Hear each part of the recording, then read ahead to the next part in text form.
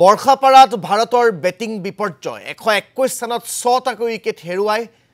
এতিয়া ফলোঅনৰ ক্ষণ গণিছে ভাৰতে ইতিমধ্যে ভাৰতৰ তাৰকা বেটসমেন কেএল ৰাহুল যশস্বী জয়সৱাল অধিনায়ক ঋষভ পন্ত ধ্ৰুৱ জুৰেল বি সাই সুদৰ্শন নীতিশ কুমাৰ ৰেড্ডি সকলো পেভিলিয়নমুখী হৈছে বৰ্তমান ক্ৰিজত আছে ৰবীন্দ্ৰ জাদেজা আৰু ৱাশ্বিংটন সুন্দৰ এই দুগৰাকীৰ ভিতৰত এগৰাকী আউট হলেই টেইল এণ্ডাৰ আহিব খেলপথাৰলৈ অৰ্থাৎ ভাৰতৰ বাবে একেবাৰে সুখকৰ নহয় আজিৰ প্ৰেক্ষাপটটো একেবাৰে টিম ইণ্ডিয়াই